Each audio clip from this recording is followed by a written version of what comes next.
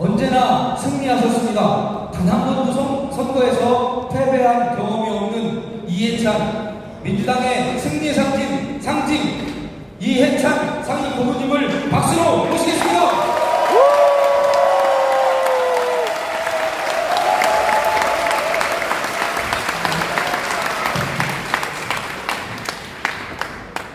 예, 여러분 이렇게 뵙게 돼서 대단히 반갑습니다.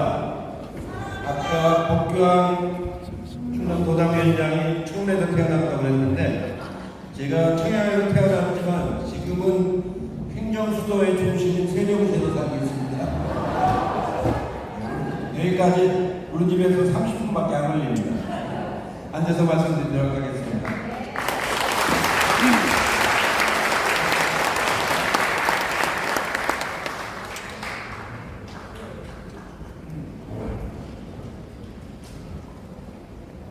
오늘 여러분들을 뵙고 무슨 말씀을 드릴까 원고를 준비하다 보니까 하도 할 얘기가 많아가지고 일일이 다 말씀드릴 수가 없어가지고 뷔페에 와서 뭘 먹을까 막 여기 왔다 갔다 하는 거 똑같다 하는 그런 생각이 들었습니다.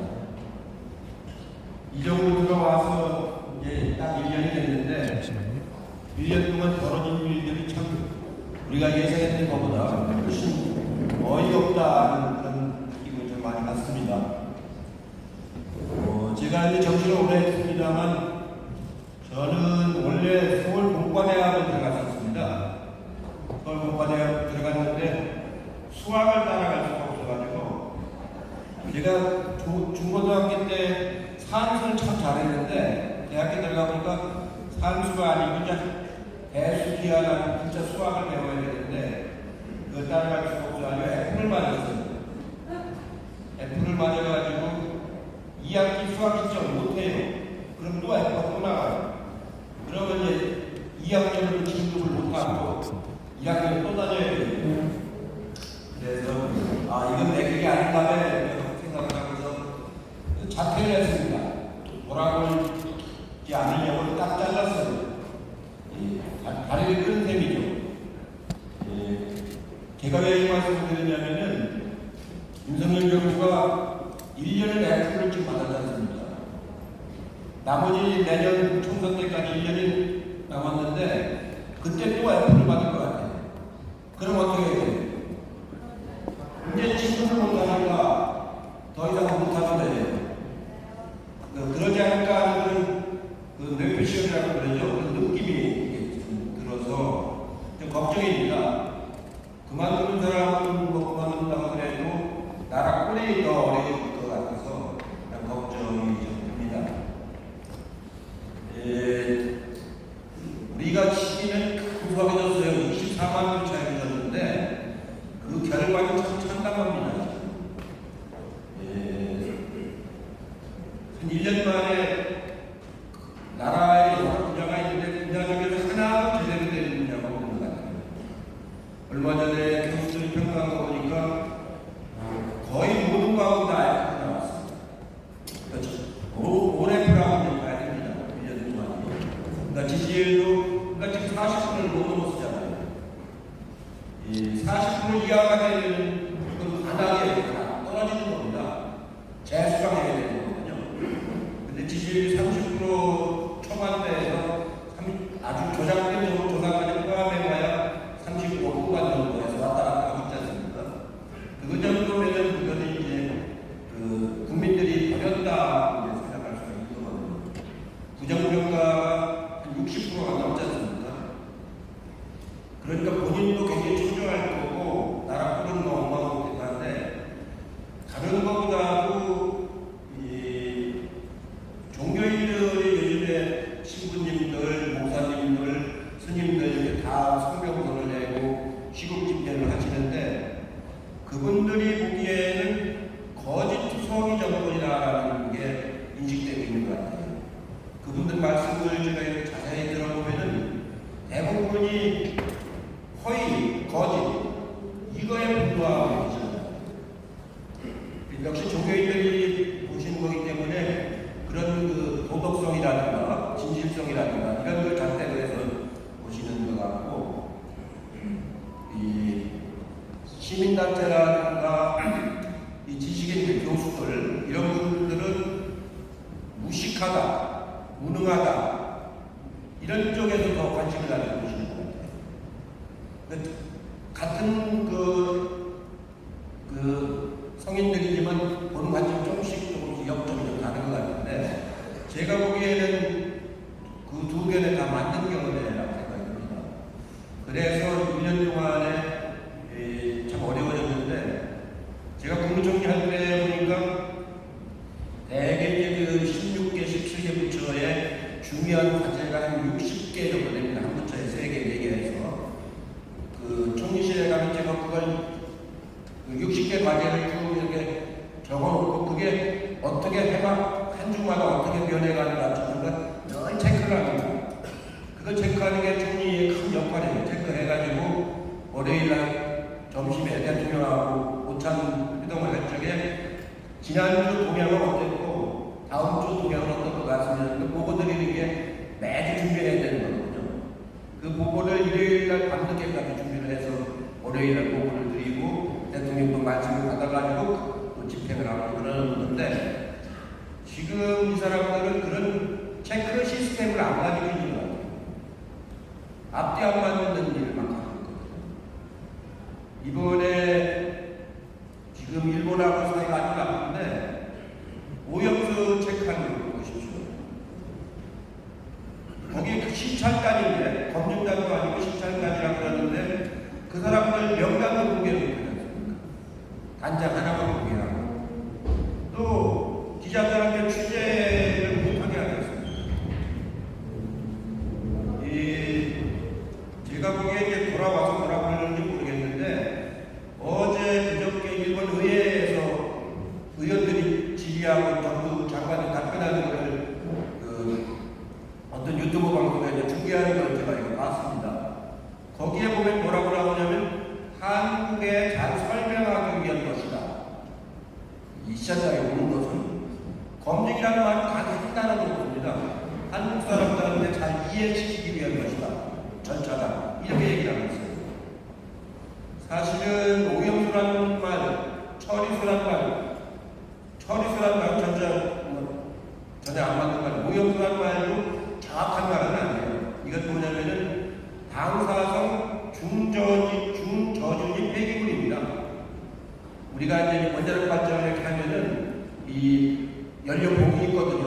이게 아래에 꼽아놓고 이제 이렇게 가동을 하는데 그 가동하려고 하면은 이게 열이 나기 때문에 냉각수를 더 가지고 이제 시키고 일하는 사람들 장갑이라든가 모자라든가 이런 것들을 이제 그런 것들을 다 모아가지고 그걸 중저준위 폐기물이라고 합니다.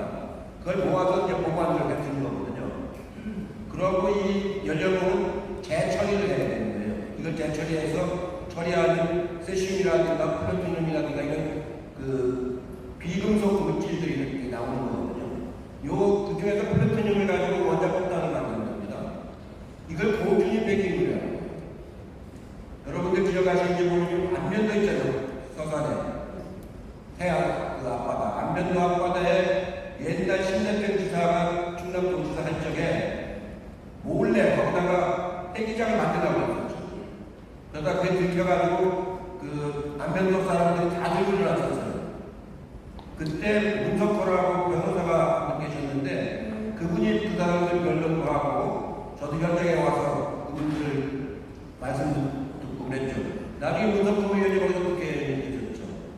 그런 안면도 투쟁입니다. 안면도는 단층지대가 있어서 못하는 곳인데 몰래 하려고 그렇게 된 거예요. 그렇게 위험한 물질들입니다. 이 고준위 폐기물이라는 건 아직도 처리하는 방식이 없어요. 그 땅에다가 깊은 바다 밑에다가 해저 터널을 하고 거기다 보관하는 방법밖에 없는데 이거는 발전소 자체가 여러 개가 그냥 한꺼번에 터져버린 거 아닙니까? 그래서 연료봉을 꺼내지도 못한 상태로 물이 흘러나오는 거예요. 그거를 바다에다 버리겠다는 거 아닙니까?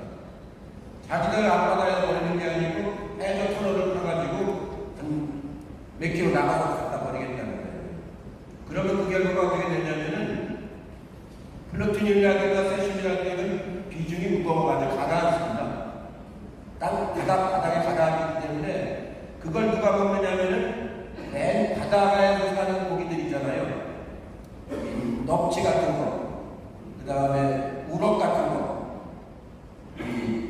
바닥으로 기어다니면서 사는 그놈들이 그걸 집어먹게 되는 거예요. 근데 그거는 분해되는 물질이 아닙니다.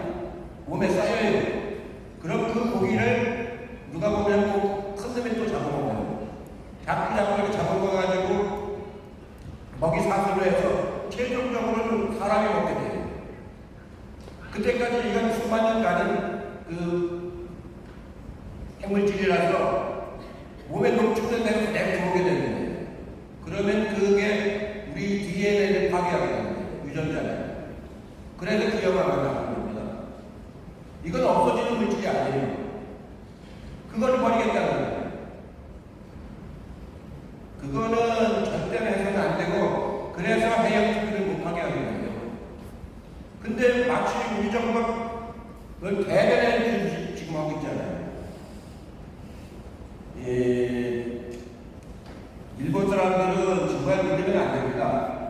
우리나라를 각계 합병했을 뿐만 아니고, 아직도 사과를 안 할 뿐만 아니고, 6.25 때 우리 때문에 돈을 얼마나 많이 벌었습니까?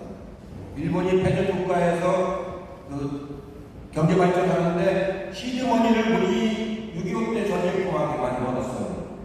그리고 월남전에서 많이 벌었고, 우리가 어려울 때 절대로 안 도와줍니다. 1997년에 IMF 위기가 왔었잖아요. 그때 우리 김영삼 대통령이 일본 보고 좀 도와달라고 했어요. 우리가 한 400억 불, 350억 불이 달러가 부족한데 그거를 IMF에서 구해야 되는데 이자가 비싸요. 막 18%, 20% 그랬어요. 그래서 일본하고 수학 교환을 하도록 협의가 돼 있으니까 좀 빌려달라고 했어요. 그랬더니 일본이 백년을 안 빌려줬어요. 한 푼도 안 빌려줬어요. 50억 불도 안 빌려줬어요. 우리가 막내에 잘되면 된다고. 우리가 결국 제가 그때 우리 당 정책위장 했는데 제가 아주 여실히 걸 경험을 했지 않습니까? 김대중 대통령이 당선이 되셨는데 외환위기 때문에 뭘 할 수가 없었어요. 그거 수습하느라. 그 일본이라는 나라가 그런 나라입니다. 그런 나라에다가 퍼주기만 하고 하나도 받아오는 건 일본이 우리를 제가 당대표 쪽에 2019년도죠. 2019년도에 어떻게 했습니까? 우리의 가장 핵심적인 반도체 산업에 들어가는 그 소부장, 소재 이걸 우리한테 안 팔겠다고 했거든요. 그래서 난리가 났어요. 소재를 안 팔니까 우리가 반도체가 전체 무역 중에서 4분의 1을 차지하고 있는데 큰일 나고 그래요. 재료를 안 파니까 일본에서 사는 거를. 그런 난리가 났어요. 여기 공주에 가면은 텐제스 타고 가시다 보면 오른쪽에 솔브레이라는 회사가 있습니다. 그 회사에서 불화소스를 만든 거예요. 불화소스가 뭐냐면은 그 반도체 만들 때 보면 뚫은 거로 판 있잖아요. 그걸 깎고 씻고 하는 그런 화학물질인데 거기서 그걸 만드는데 유일하게 그 회사만 만들고 있는 삼성은 전자가 잘 안 사줘요. 일본 걸 쭉 사왔기 때문에. 그래서 막 가보니까 자기들도 만들 수 있는데 그동안 삼성에 안정적으로 안 가보니까 기술 개발을 못 된다는 거예요. 그래서 정부에서 삼성한테 얘기를 해가지고 국산화를 시키자. 그래가지고 문재인 대통령이 결단을 해서 국산화 시키는 쪽 방향을 잡고 하이닉스하고 삼성도 그렇게 방향을 잡았어요. 그래서 지금 거의 90% 이제 자체 생산합니다. 그러니까 그러니까 이제 와서 뭐라고 하냐면 자기네 거 사가라는 거예요. 이제 필요 없어요. 우리가 이 중요한 품목들은 거의 다 자립을 했기 때문에. 그런데 윤석열 대통령 뭐라고 하냐면 그 회사들을 용인해 나가는 회사들이 보면 용인 땅을 내주겠다고 합니다. 수도권 과밀 업체 때문에 우리나라 기업들도 경기도는 못 가요 지금 규제를 하고 있어서. 그렇게 해서 과밀화를 막고 있는데 일본 기업들을 거기로 내려오겠다는 거예요. 그거 전혀 앞뒤가 안 맞는 거예요. 몰라도 참 모르고 모른다는 것 자체는 몰라. 이런 지경으로 1년이 지금 온 거예요.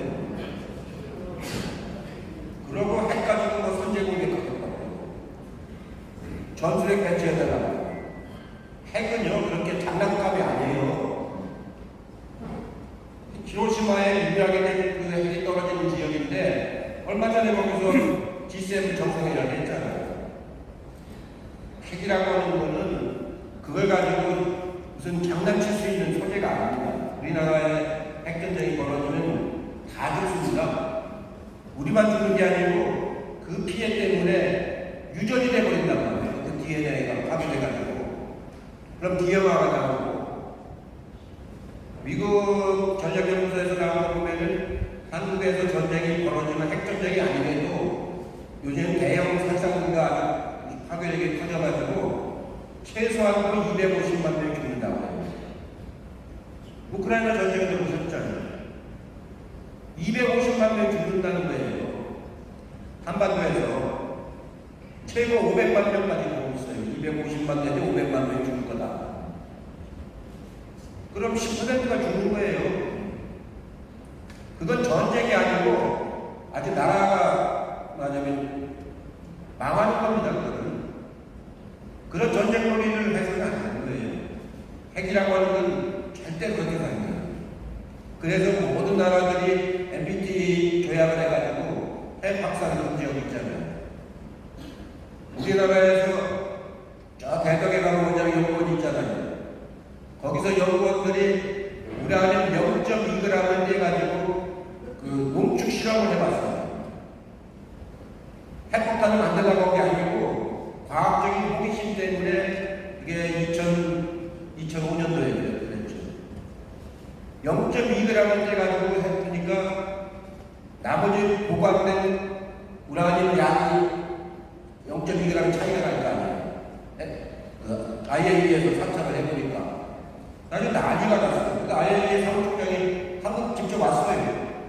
2g 어디 갔느냐고. 그런데 실험실에서 하나가 없어진 거예요. 못 찾았는데 그 바람에 원장이 날아가고 있잖아요. 그래가지고 이 사무총장이 에집트 사람인데 대통령 만나서 항의하겠다고 하는 거를 제가 총리할 때 제가 만났어요. 제가 만나서 얘기하기를 우리는 비핵화를 주장한다. 한반도에. 북한 비핵화도 주장하고 있는데 우리가 그걸 핵 개발을 하겠냐. 연구원들이 잘못한 건데 아주 엄하게 징계를 하겠다. 제가 사과를 했다니까요. 그럴 정도로 핵에 관한 것은 아주 민감한 겁니다. 그리고 우리가 핵 개발하면 일본이 핵 개발한다. 일본은 우리보다도 원자력 발전을 먼저 했기 때문에 플루토늄을 지금 많이 가지고 있어요. 아까 말씀하신 핵연료봉 있잖아요. 이거를 영국에 가서 재처리를 해갖고 왔어요. 요즘에는 이 물질이 국가 간에 이동이 안 되는데 80년대, 90년대까지 이게 이동이 됐었거든요. 그 영국에서 재처리를 해가지고 플루토늄을 잘 쌓아놓고 있습니다. 언제든지 그 플루토늄 가지고 원자폭탄 개발할 수 있는 거예요. 이미 미사일, 이 핵탄두를 실어날리는 미사일은 다 가지고 있는 거기 때문에. 그래서 핵은 건드리면 안 되는 건데 윤석열 대통령이 겁도 없이 막 핵 얘기를 해요.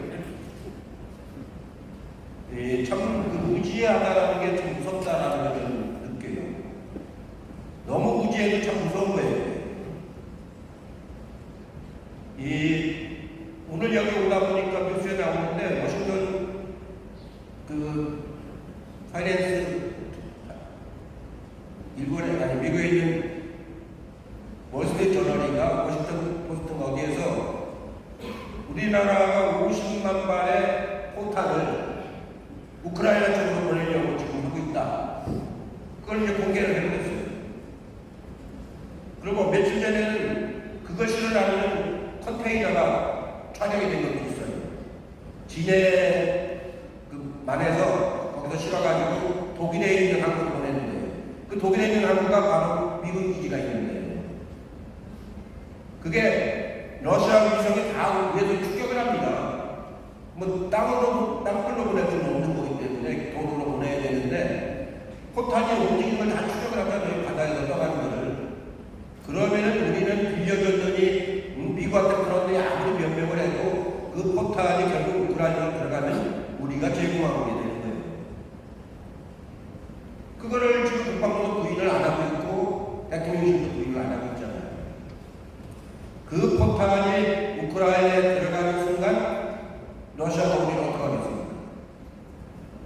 기업이 잘 나가는데 상대적으로 우리를 보복하지 않겠어요?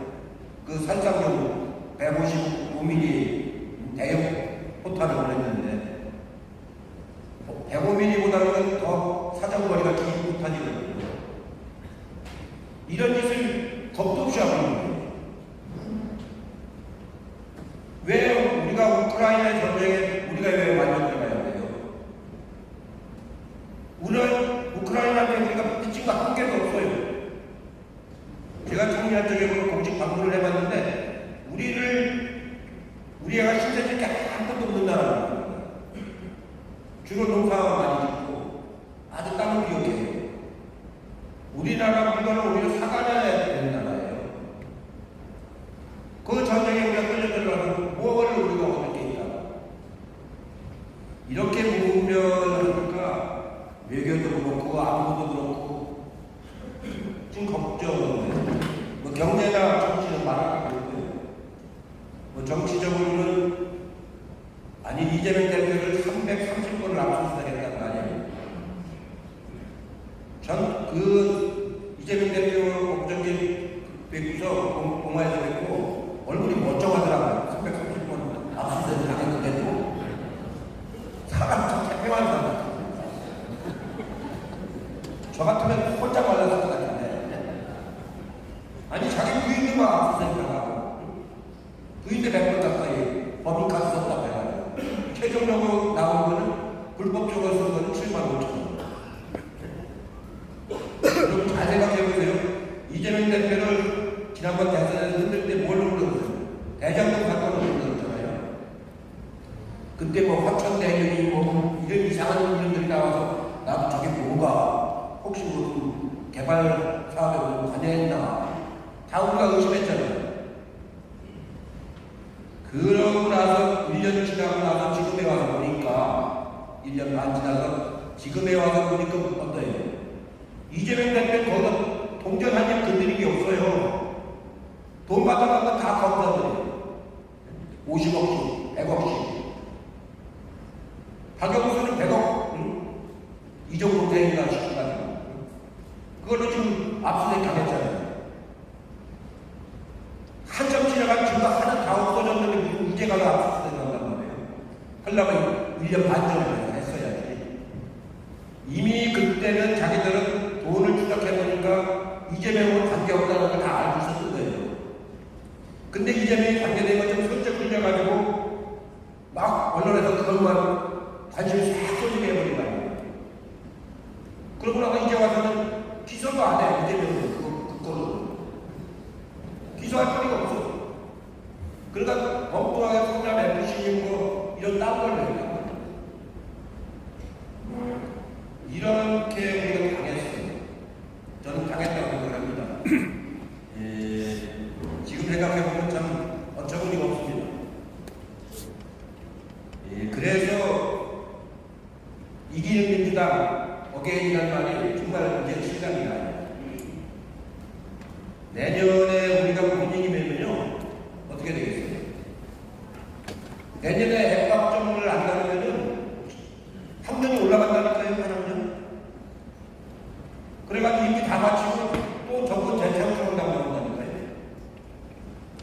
그 분기점이 바로 내년입니다. 내년에 어떻게 이기느냐.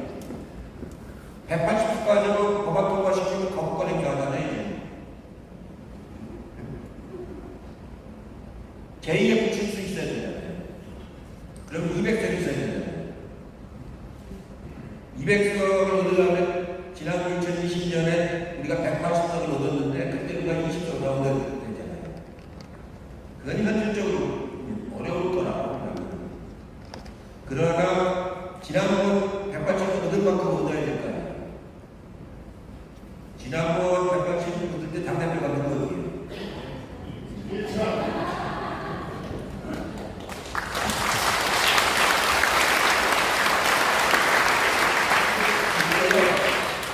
정말로 시스템공천을 잘했어요. 제가 이제 180석 얻었는데 저는 그 정도 가지면 뭐 다 할 거라고 봤는데 그 정권을 재창을 결국 못했잖아요. 그 책임이 우리한테 있습니다. 그 책임을 어떻게 져야 되느냐. 내년에 이겨서 이겨야 되는 거죠. 지난번 여기 대선 때요. 아니, 대선 때 가기 전에 총선 때 보면은 이 전체적으로 충남북 대전 수령까지 합쳐서 28군데입니다. 지역구가, 국회 지역구가. 그 중에서 우리가 19개 있습니다. 19개. 저쪽에 9개. 그러니까 19대 9였습니다. 19대 9.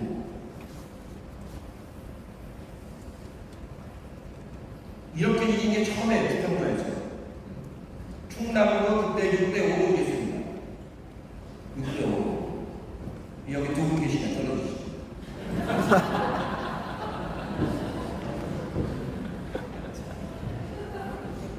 다섯 명 떨어진 거에서 똑같습니다.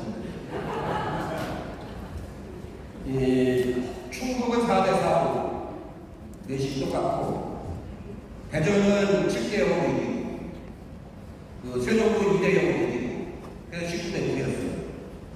이번에 20대 8을 만들어야 돼. 몇 석 더 얻어야 돼. 두 분만 당선되고 한쪽이 돼요.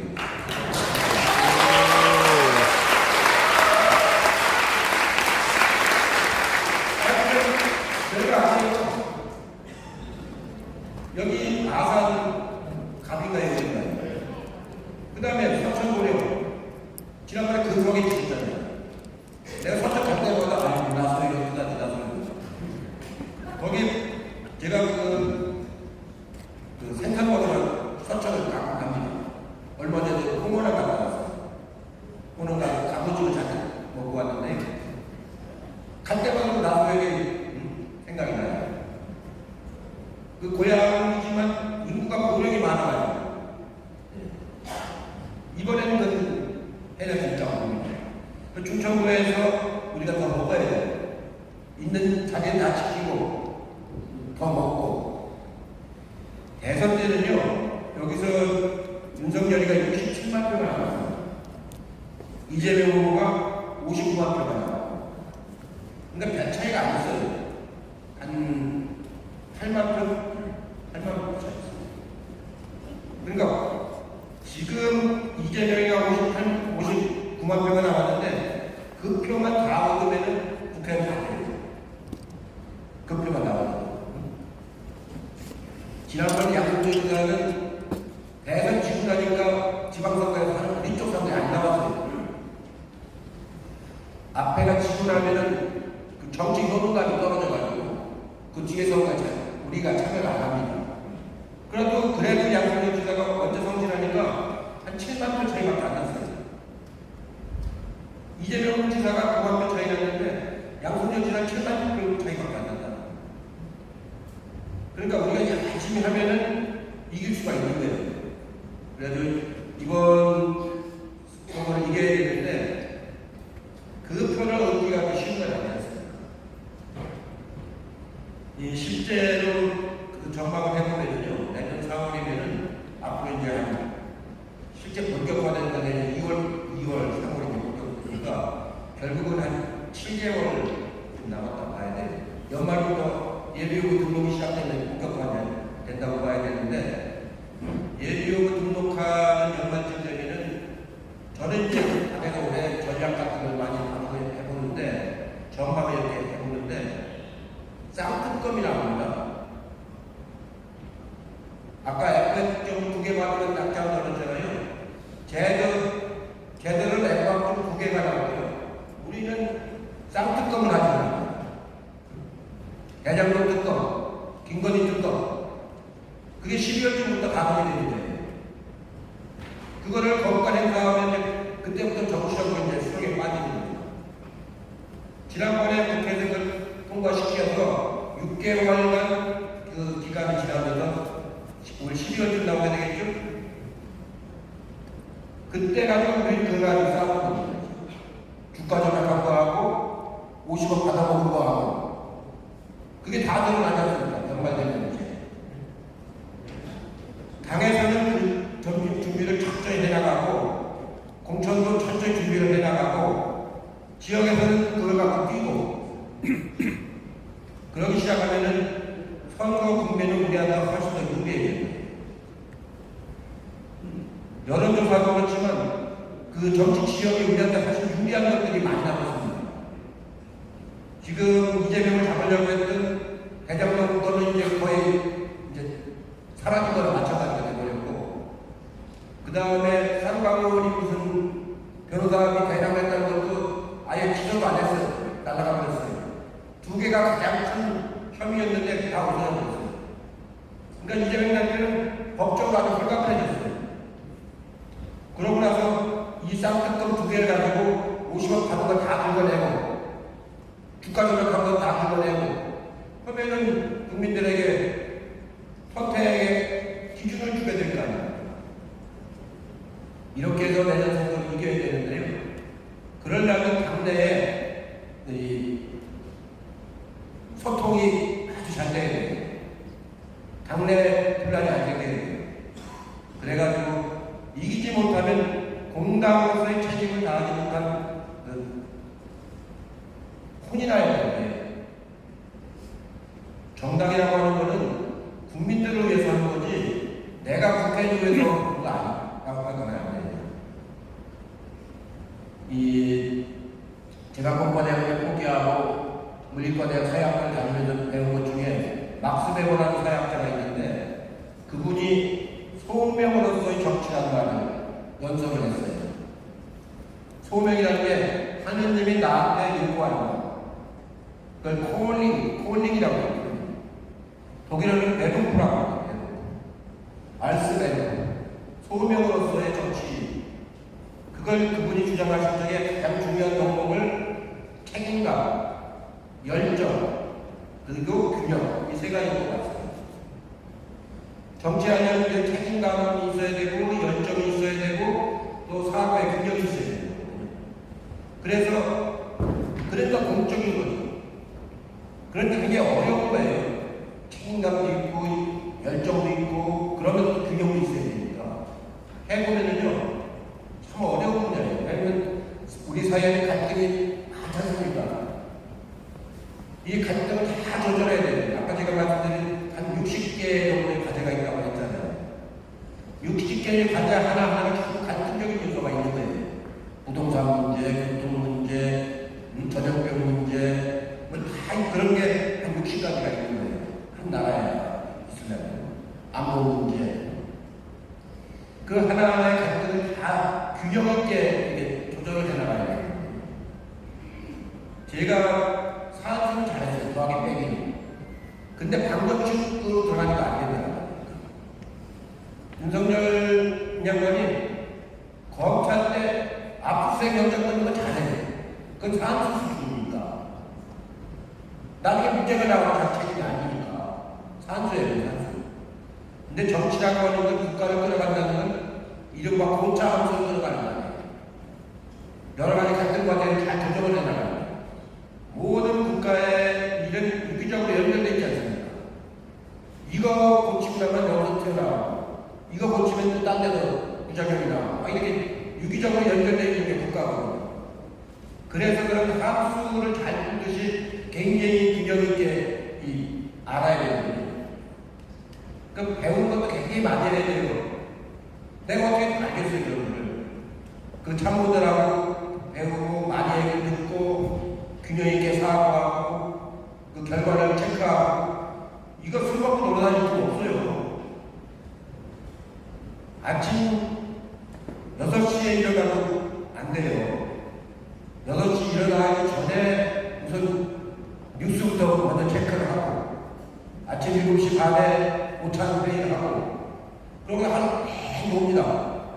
그 저녁 한 6시부터 만찬 시작을 해서 한 7시 반에 만찬 끝나고 9시쯤 되면 그날 있었던 일을 점검하는 뉴스를 하면 다 체크를 하고, 그러고 자야 되는데 어디 막 그렇게 술 취해가지고 놀다니는 그럴 필요 없어요. 그러고 대통령이 다니면은 그 횟집에 가면은요, 그 경호원들이 다 둘러싸고 밤새 기다려야 된다는 거예요. 왜 그런 짓을 해요? 자기 하나 때문에 교통이 막 차단되고, 경호원들이 막 수백 명이 대기해야 되고, 이런 걸 잘 모르는 것 같아요.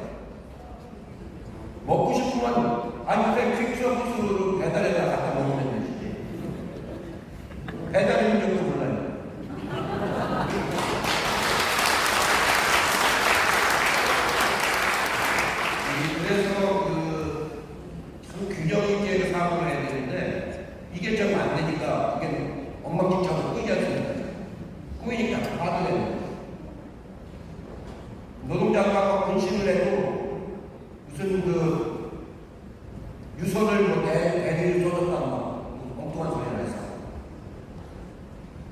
실제로 제가 보기에는 가을쯤 가면은 강화도 촛불 행동이, 남대문 촛불 행동이 인원수가 많으니까 아닙니까?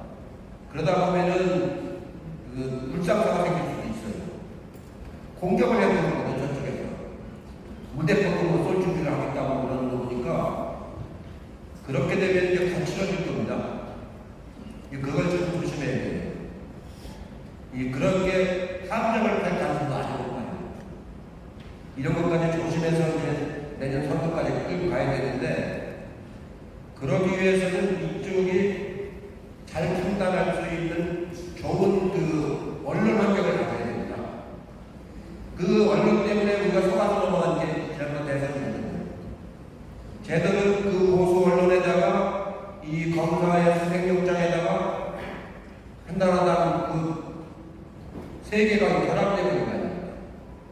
그래서 우리를 유권자를 맞아 둘러먹는 거예요. 대통령에 우리가 맞아 당한 거예요. 우리가 기성 언론을 통해서는 그 정확한 정보를 우리가 얻기 어렵지 않습니까? 여러분들 이제 기성 언론을 보지 마시고요.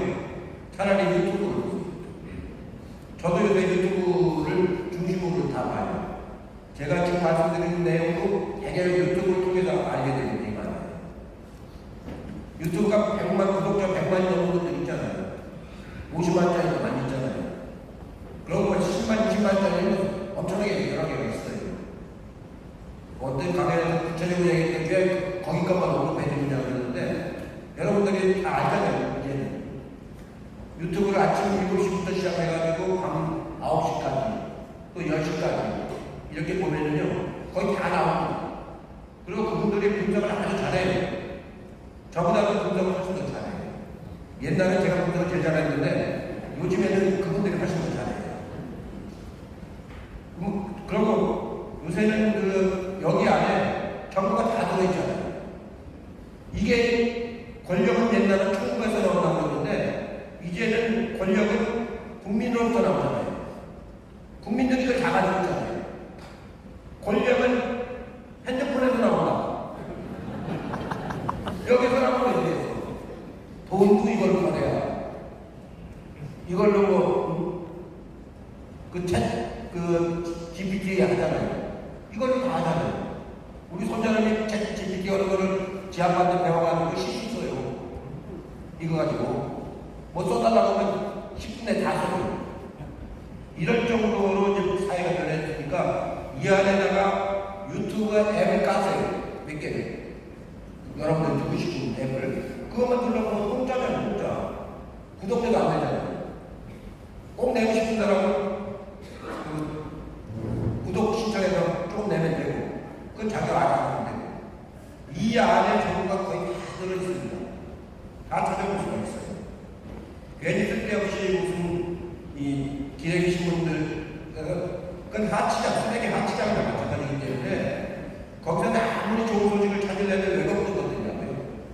정말 오염된 것들이냐고요. 기자들이 개특히 싫어하는 말이 기레기라는 거죠. 쓰레기 같은 기자는 기레기라고 하잖아요. 그 다음에 뭐가 있겠어요? 여기에서 유튜브에서 찾아보고 키워드 몇 개만 쳐놓으면 관련된 자료가 다 나옵니다. 이거 하나만 가지면요, 안 되는 일, 이거 뺏기면 큰일 나요. 이게 뺏어가지고 왜 안 돌려줘요? 압수수색 영장으로. 그래가지고 누가 그러더라도 자기 또 하나 샀대. 안 돌려주니까. 절대 이거 뺏기면 안 돼요. 그럼 비밀번호 딱 걸어놔요. 그렇게 해가지고 선거 이제 잘 치러야 되는데, 저도 선거를 참 많이 치러왔지만 사람 마음 인식을 잡는 게 참 어렵습니다. 쉽진 않아요. 특히 저는 선거 치를 적에 공표, 이건 우리 편, X표, 이건 안 되는 거. 그 다음에 세모표가 있는데요. 세모표가 이렇게 돼 있는, 앉아있는 세모표가 있고, 이렇게 서 있는 세모표가 있어요. 앉아있는 세모표도 움직이기가 참 힘들어요. 근데 서 있는 세력표 이거는 끌고 다니기는 쉬워요. 그 주로 서 있는 세력표가 주로 선거하는데 중요하거든요. 이 사람들한테 정말로 진실성이 있어야 되거든요. 내 말이 그 사람한테 진정성이 느껴져야 되거든요. 그러려면 그 사람보다 더 잘 알아야 돼요. 더 중요한 걸 잘 설명할 수 있어야 돼요. 그런 거 아닙니까? 아까 말한 그 핵폐기물 같은 것만 해도요, 제가 간략하게 말씀드렸는데, 그런 걸 잘 이렇게 그 당에서 교육시켜가지고, 이런 건 절대로 안 된다. 방위해서는 안 된다, 이런 거. 그건 쫙 기분 호수를 하나 만들어 놓는다. 일본 땅 넓으니까 사람 안 사는 데다가, 여기 일본에 간 아오모리에 있는 로카시오라는 데가 있는데, 거기가 그 발전소가 아주 집중되어 있는 겁니다. 그 옆에 큰 호수를 만들어서 거기다가 그 호수에다 버버리면은 물은 다 날아가. 거기 사람이 안 사는 데니까 물은 다 날아가면 나중에 슬러지만 남을 거 아닙니까? 그것만 다 모아서 압축해가지고 유리로 만든 큰 컨테이너 박스에다가 거기다 넣어가지고 보관하면 되는 거예요. 그걸 안 하려고 하죠. 이런 것들을 당연히 잘 교육을 시켜가지고 우리 당원들이 말할 수 있는 아주 중요한 거, 정확한 거, 진실한 거, 이거를 교육을 시켜야 돼요.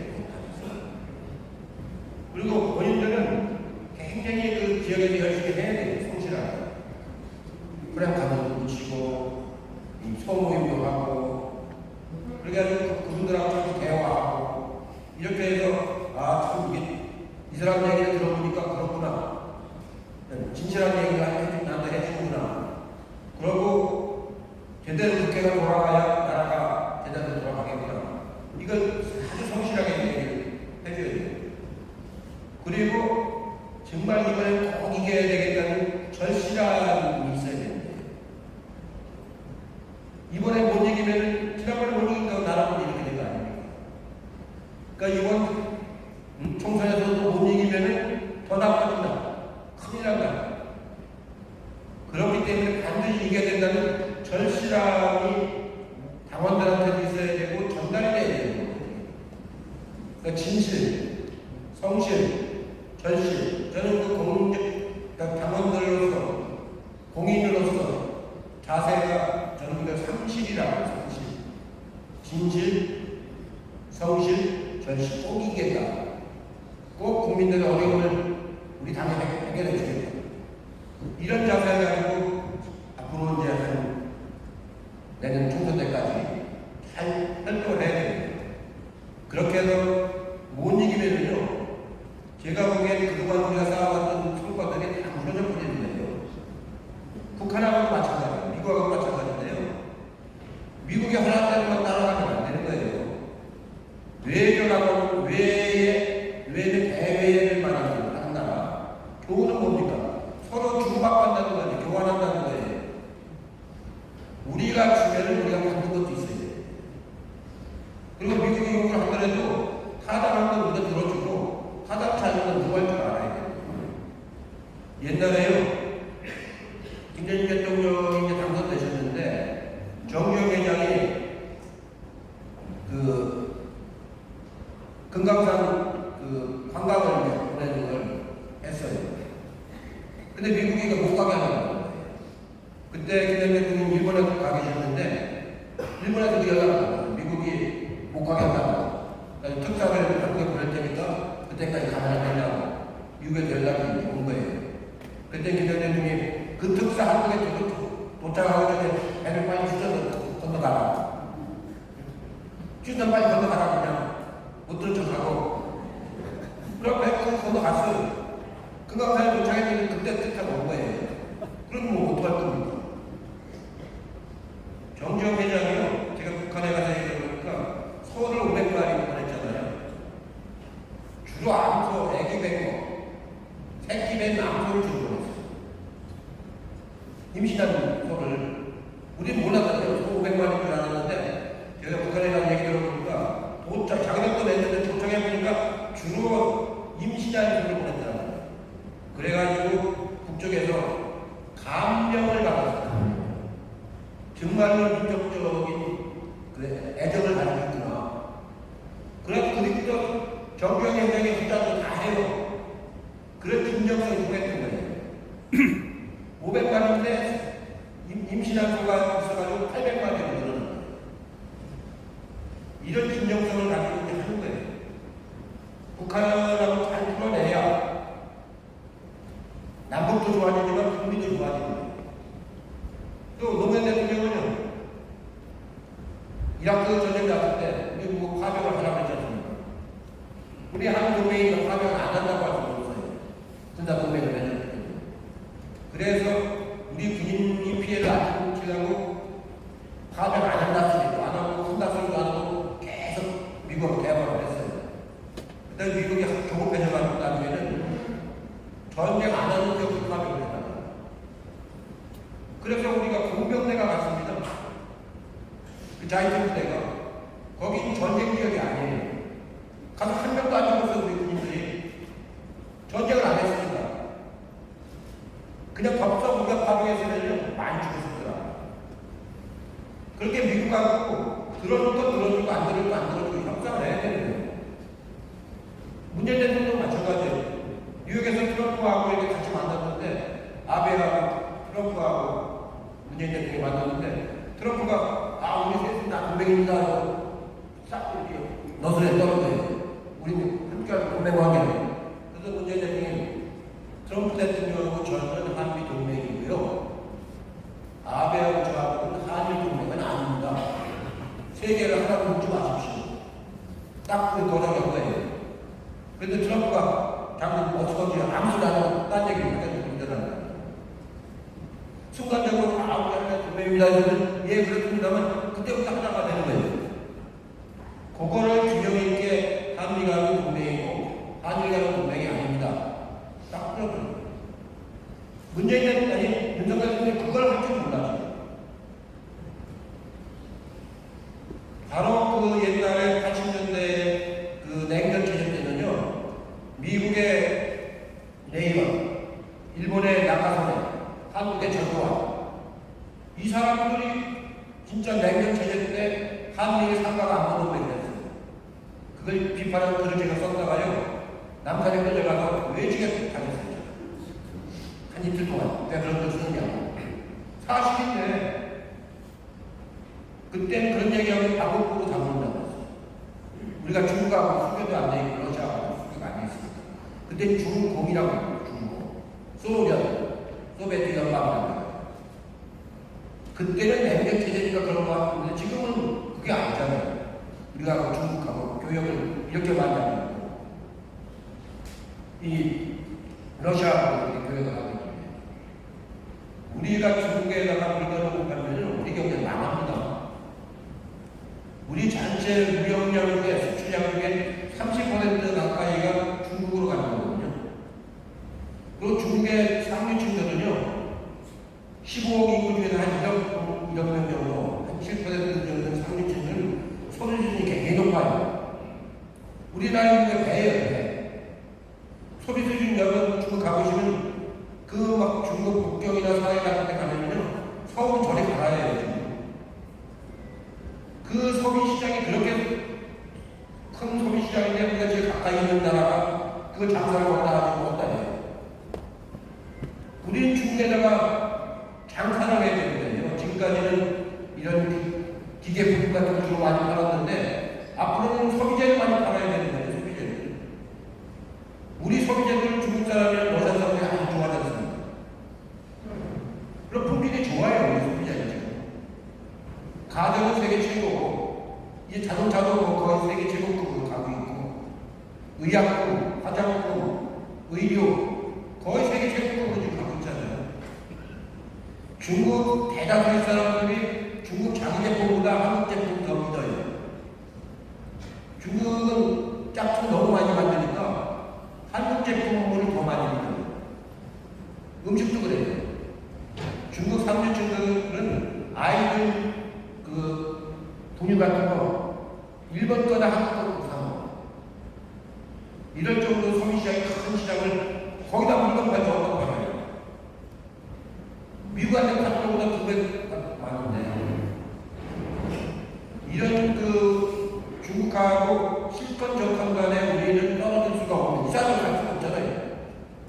이상할 수 없는 사이인데 굉장히 좋은 소비 시장이 바로 제일 우리나라가 제일 유리한데 그거를 왜 괜히 중국 시즌돌이한테 시즌돌이 해가지고 손님을 뺏겨요. 말 한마디에 천냥빚을 갚는다고 했는데 말 두마디하고 빚을 천냥으로 받아요. 참 아프네. 말 그렇게 할 줄 몰라. 외교적으로 하는 건 애매해지는 겁니다. 외교관들이 쓰는 말이 뭐라 그러지? 일본 사람들은 아리까리하다 말이에요. 아리까리하다. 프랑스 사람들은 이 두루뭉실하다 말이에요. 두루뭉실. 중국 사람들은 긴가민가. 긴가민가. 그게 외교관들이 쓰는 용어입니다. 그거 애매성이라고 모호성, 앰비규어티라고 하는데요. 외교라는 건 딱 단언하는 게 없습니다. 왜냐면 상황이 자꾸 바뀌기 때문에. 그래서 이렇게 되고 저렇게 되져가지고 이게 이런 상황으로 나오면 이렇게 가고 이런 상황이 나오면 이렇게 가고 이렇게 할 줄 알아야 되는 게 능숙한 외교거든요. 그 마음을 참 이렇게 함축적으로 해야 돼요. 함축적으로. 윤석열처럼 하면은 외교가 아주 나가는 겁니다. 이렇게 해서 우리가 꼭 이기려면 우리가 아까 말한 것처럼 진실하고 성실하고 절실한 심정으로 지금부터 이재명 지지했던 사람들 있잖아요. 그 사람들을 찾아내야 돼요. 이 충청도에서 이재명 지지했던 사람이 59만 명이에요.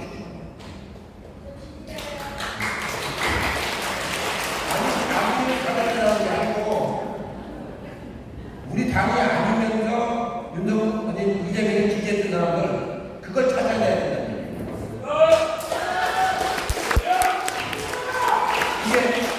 이게 거꾸로 서 있는 대목이란 말이에요. 선택하기가 쉬운. 이번에는 찍어주자. 지난번 지방선거 때는 기분 나쁘다 안 찍어주니까 이해가 하는데 이번에는 꼭 이겨야 되니까 찍어달라. 이렇게 선택해. 그렇게 해서 여러분들이 충청도에서요, 여기 두 분 포함하고, 저기 서산도 먹어야 되고, 그 다음에 여기 공주, 청양, 구명, 거기 침입하는 겁니다. 아니, 제일 앞서는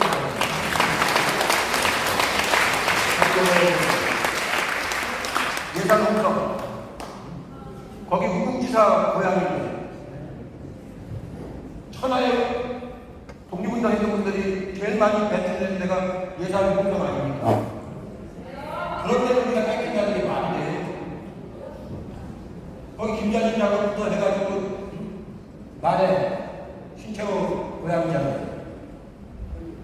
그렇게 해가지고 충청도 5개 다 찾아와야 돼요. 그렇게 해가지고 19대 9가 아니고 25대 3.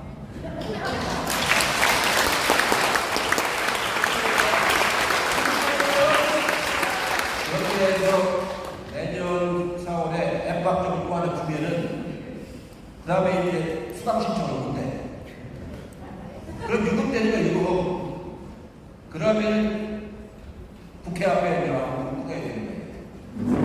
우리 헌법에 총각이 있고 맨 먼저 나오는 게 국회입니다. 그 다음에 행정부 안에 대통령이 들어가 있는데 국회 다음으로 나와요. 그 다음에 법원이 나와요. 그 다음에 헌재가 나와요. 그 다음에 지방자치가 나와요. 국회가 정부보다 앞에 있는 거예요. 헌법 정신이. 우리 헌법 전문에 보면은 민주적 기본 질서라는 게 있어요. 민주적 기본 질서가 국회, 행정부, 법원, 헌재, 지방자치 이렇게 있잖아요. 검찰이라고 하는 건 행정부의 하나의 부서예요. 거기가 지금 문제가 있는 거 아니에요. 국회 말도 안 하고 대법원의 결정도 말도 안 하고 그럼 누구 말을 들을 거예요? 그 말을 안 듣는 사람은 말 좀 해달라고 무슨 어떻게 해야 되죠? 타일러야지 타일러. 야 말 들어. 그 말 듣게 하는 방법은 여기에 있다고. 이거 가지고 다니면서 유튜브 보면서 좋은 소식 가지고 이재명 찍었던 사람들 이번만 좀 찍어달라. 이거를 지금부터 한 6개월, 7개월, 8개월 아주 성실하게 해야 돼. 그러해서 이겨내야만이 나라 꼴을 바로잡을 수 있고 남북관계를 잡을 수 있고.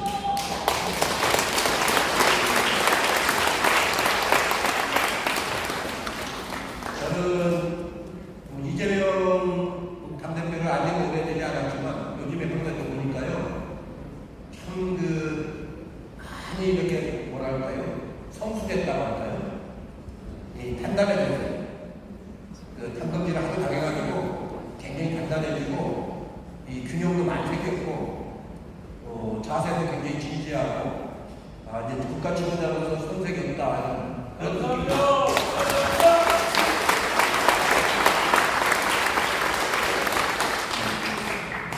그런 분들은 그렇게 쉽게 만나기 어렵습니다. 제가 많은 정치인들을 이렇게 만나봤는데 저만 이렇게 저 나이에 이렇게 단련된 그런 분은 거의 없어요. 그러고 벌써 검찰한테 압수수색을 그렇게 300번, 기내수석에 올라갔을 거예요. 그렇게 하면서도 틀어지지 않잖아요. 아주 저런 분들 가지고도 우리가 다시 정권을 못 찾는다고 하면은 그다음부터는 참 어려울 거예요. 여러분 아주 소중한 그게 우리 당의 역사적 소명입니다. 우리가 국민들을 위해서 정치를 하겠다 나선 거 아닙니까? 그게 소명이니까 그 소명에 아주 충실히 따르는 그런 우리 당원들이